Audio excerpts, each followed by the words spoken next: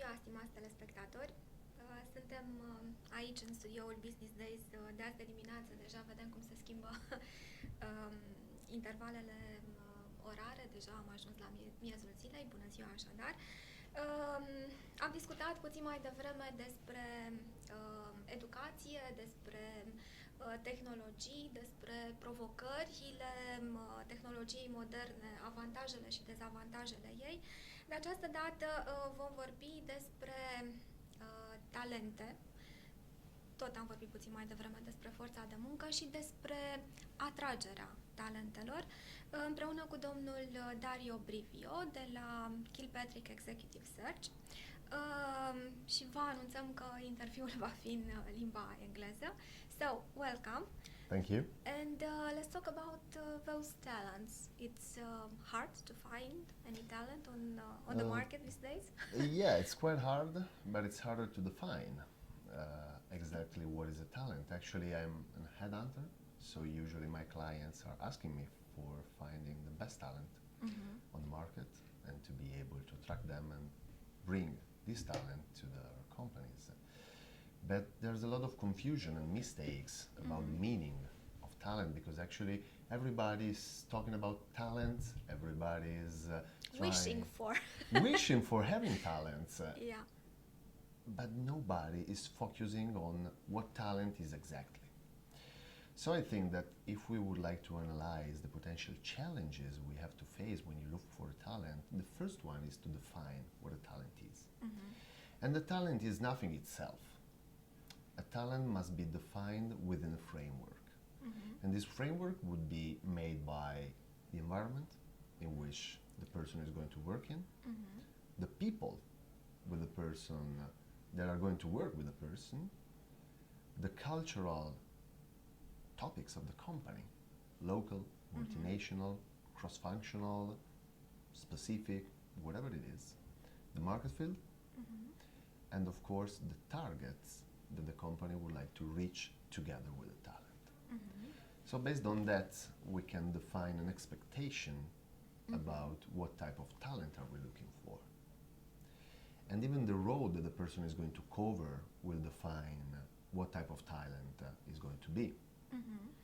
For example, we can have a person who is extremely good in sell, but if we're looking for a purchasing manager, maybe this person is not going to be the talent we're looking for. So headhunting, especially when you look for a talent, is a game of defining the context and the framework. Given that, we move to the second challenge. So how to identify a talent. And this is really hard because especially yeah, especially today, in which everyone has a public image, everyone is great on the web. I've never seen anybody on the web who is a disaster. Yeah, looking bad. Looking bad. Everybody is handsome, everybody is a man or a girl of success, great track record, a lot of skills. A specialist in something? In everything, Okay. sometimes. So it's very hard to define exactly who is talented and who is not talented in a specific role or environment. And in that way, the difference is made by the interviewer.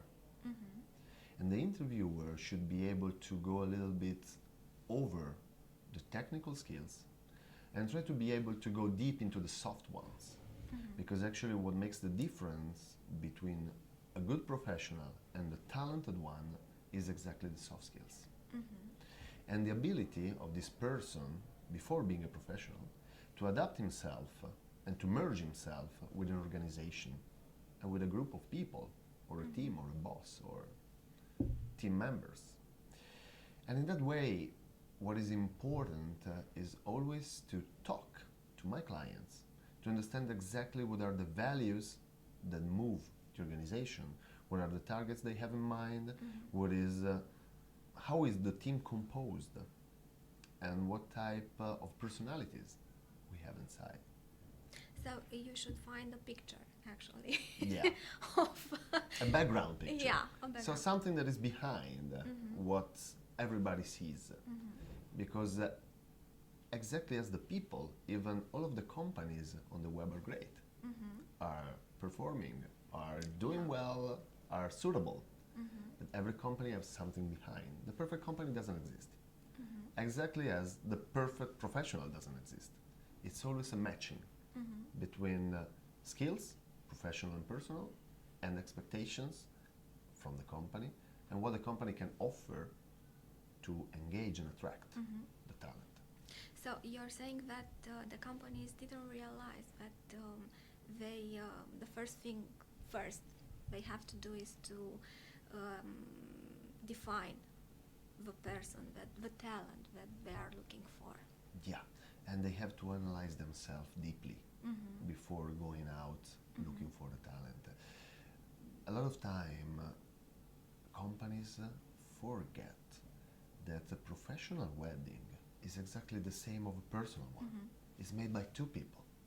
It's not only the company who chooses the person, but it's even the person who chooses the company and decides to engage himself in a professional project that ideally could be long-lasting and full of success for both of them.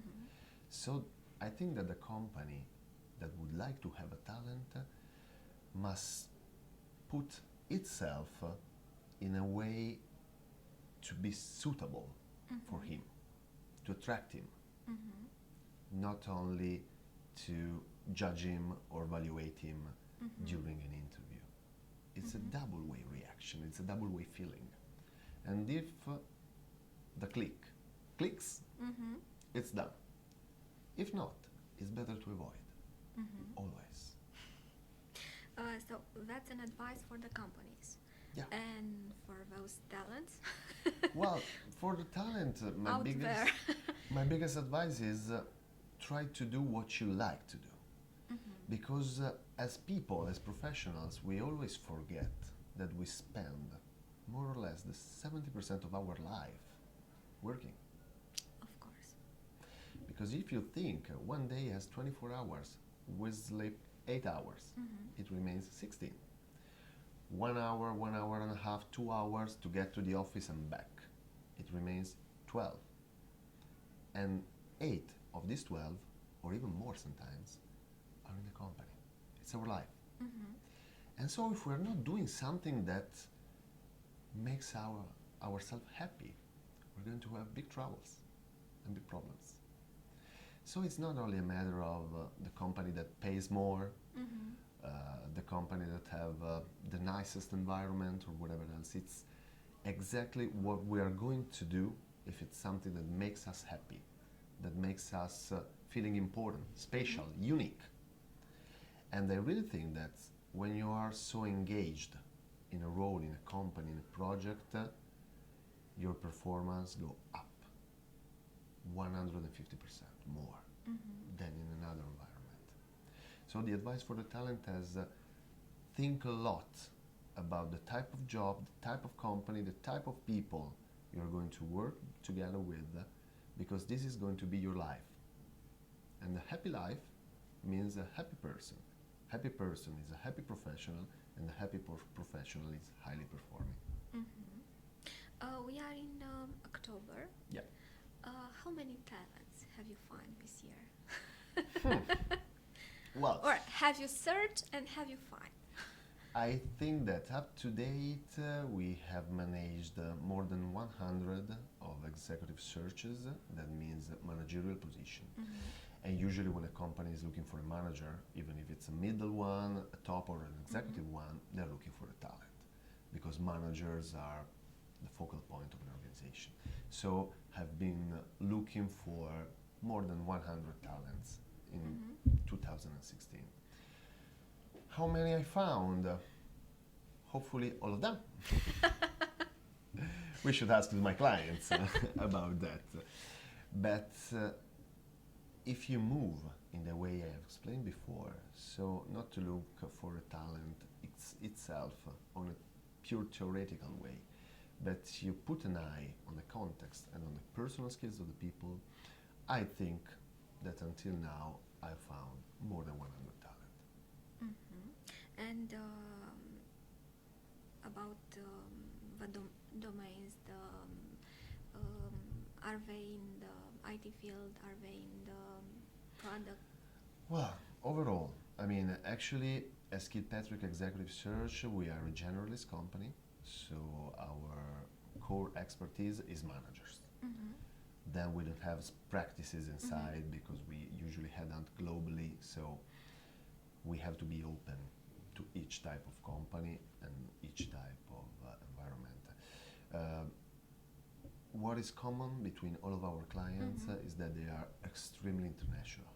Mm-hmm. So they are doing global business and they need people with a global mindset and with a global approach. That means to be able to be extremely flexible in respecting all of the different cultures, but at the same time maintain a unique approach that can aggregate all of them. So actually the big challenge that I always face working with my client is exactly to find that. People who are not thinking, acting and behaving locally, but they're doing it globally. But you already said that you find more than 100. So there exist. Yeah, absolutely. They exist. They exist, definitely. Fortunately, they exist. Otherwise, the companies are going to bankrupt. Oh. For yeah, sure. it's... If you have an international spirit, but your people as a local one, you're going to be really, really, really in trouble. So a lot of people have this type of approach. So when you have this approach, it's not important the technical skills you get, because you can learn technical skills, but you cannot learn the mindset. Is it is it inside your DNA? And you will have to find that. Market fields actually are really different. It could be technology for sure, it could be industry, it could be apparel or luxury or fashion. We work on all of these fields. But the companies that are actually making the difference are the ones that has an international spirit and approach. And this is the only way you can use to make the difference today in a global market. Thank you for being here.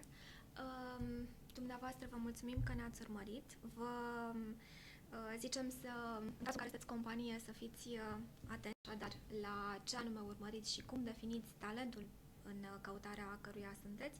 În cazul în care vă considerați talent și vreți să fiți recrutat de un headhunter, trebuie să gândiți global și să aveți această flexibilitate de a vă duce către cât mai multe domenii, că tehnic, da, se poate învăța, dar restul trebuie să fie în ADN.